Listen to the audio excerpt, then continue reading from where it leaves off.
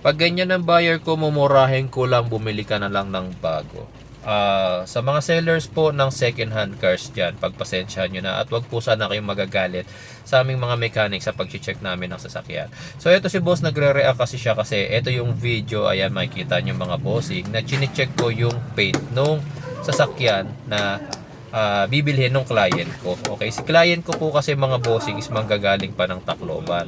So yung unit is Bulacan pa. So sabi niya bago siya lumuwas ng Bulacan from Tacloban, gusto niya na-check na yung unit at maayos yung sasakyan. Ngayon ginagawa ko po yung parte ng trabaho ko. Bukod sa pag-check ng condition ng car, nagte-test drive, chine-check kung may evidence na nabangga, evidence na nabaha, tine-check namin yung ini-scan namin yan. Tapos syempre pati yung paint kasi may mga buyers po mga bossing na masailan sila sa paint. Kung kunyari expected nila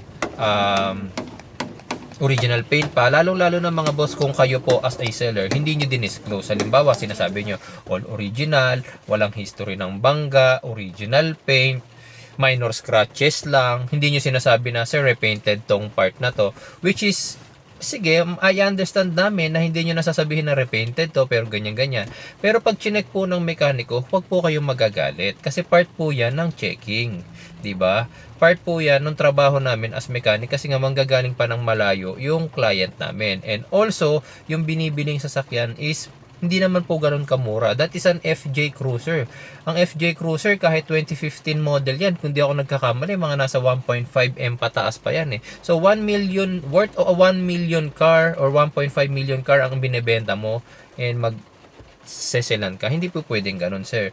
So hindi naman si mismong seller yung nag-comment na yon.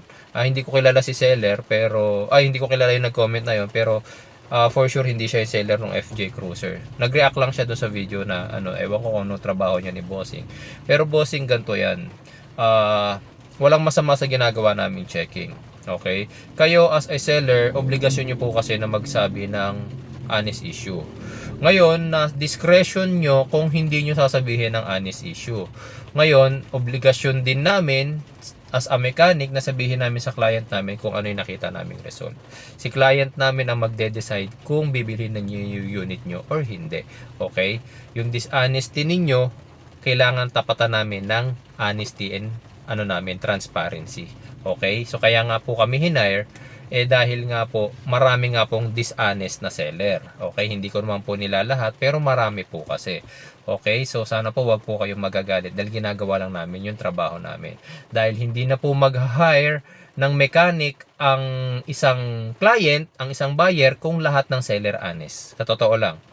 Kasalanan din naman po ng ibang seller yan kung bakit kailangan pang mag-hire ng mechanic. Kasi nga po marami pong hindi honest. Okay po?